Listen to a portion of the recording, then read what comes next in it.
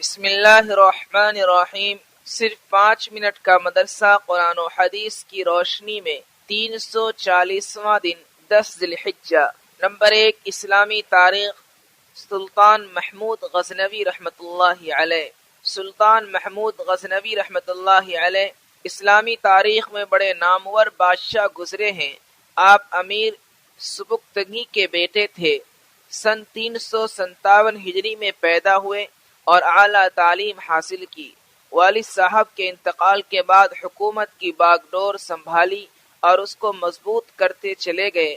آپ نے اپنے دور حکومت میں کئی علاقے فتح کیے اور امن و امان قائم کیا۔ ظلم و زیادتی کو بالکل پسند نہیں کرتے تھے۔ مسلم و غیر مسلم ہر ایک کے ساتھ انصاف کا معاملہ کرتے تھے۔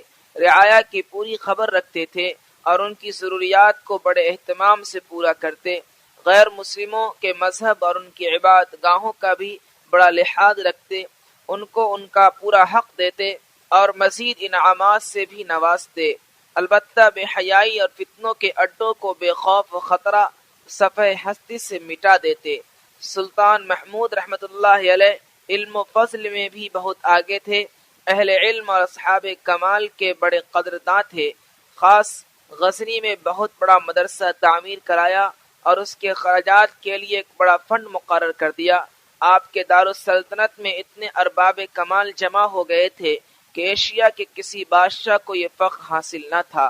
تقریباً 35 سال تک اقتدار کو رونق بخشنے کے بعد یہ عادل، منصف، رعایا پرور، خدا ترس، علماء نواز، عظیم قائد و سربراہ سن 421 ہجری میں اس دار فانی سے رخصت ہو گیا، جس کی مثالی کارنامے قیامت تک تاریخ کے اوراق میں محفوظ رہیں گے۔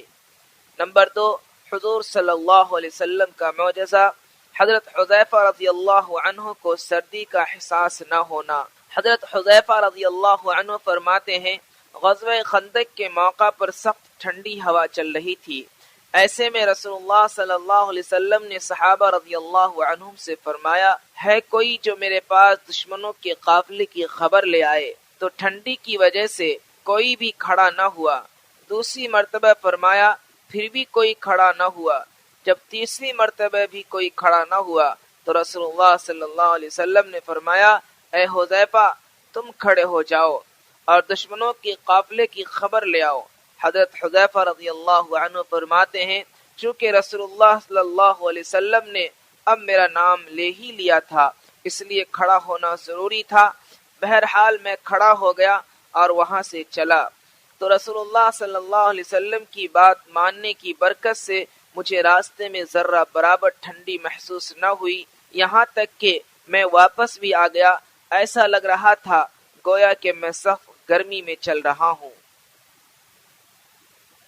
نمبر 3، ایک فرض کے بارے میں، داڑھی رکھنا۔ رسول اللہ صلی اللہ علیہ وسلم نے فرمایا، مونچھوں کو کترواؤ اور داڑھی کو بڑھاؤ۔ فائدہ، داڑھی رکھنا شریعت اسلام میں واجب اور اسلامی شعار میں سے ہے، اس لیے تمام مسلمانوں کے لیے اس پر عمل کرنا انتہائی ضروری ہے۔ نمبر 4، ایک سنت کے بارے میں، حج کے موقع پر دعا پڑھنا۔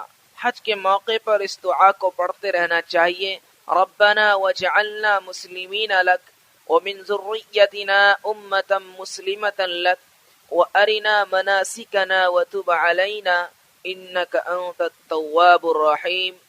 ترجمہ، اے ہمارے پروردگار، ہم کو اپنا فرما بردار بنا لیجئے اور ہماری اولاد میں سے بھی ایک ایسی جماعت پیدا فرما جو آپ کی فرما بردار ہو، اور ہم کو ہمارے حج کے احکام سکھا دیجئے اور ہماری توبہ قبول فرما، کیونکہ آپ ہی توبہ کو قبول کرنے والے اور رحم کرنے والے ہیں۔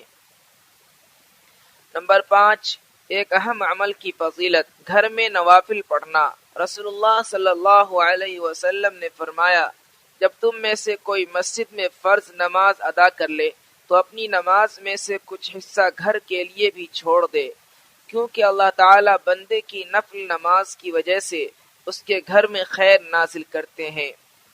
نمبر 6، ایک گناہ کے بارے میں، اللہ تعالیٰ کے ساتھ شرک کرنا۔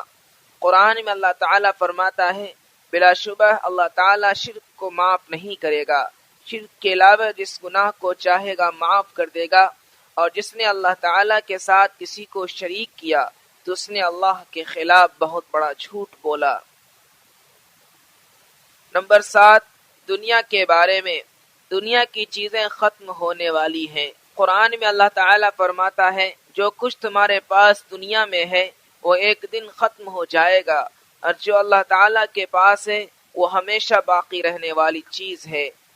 نمبر 8، آخرت کے بارے میں۔ دوزخ کی آگ کی گہرائی۔ رسول اللہ صلی اللہ علیہ وسلم نے فرمایا ایک پتھر کو جہنم کے کنارے سے پھینکا گیا، وہ 70 سال تک اس میں گرتا رہا مگر اس کی گہرائی تک نہیں پہنچ سکا۔ نمبر 9، طب نبوی سے علاج۔ جذام یعنی کوڑھ کا علاج۔ رسول اللہ صلی اللہ علیہ وسلم نے فرمایا 7 دن تک روزانہ 7 مرتبہ مدینہ کی عجوہ کھجوروں کا استعمال جذام یعنی کوڑھ کے لیے فائدہ مند ہے۔ نمبر 10، نبی صلی اللہ علیہ وسلم کی نصیحت۔ رسول اللہ صلی اللہ علیہ وسلم نے فرمایا جو تم میں سے کوئی گھر میں داخل ہونے کے لیے 3 مرتبہ اجازت مانگے اور اس کو اجازت نہ ملے یا کوئی جواب نہ ملے تو اس کو واپس ہو جانا چاہیے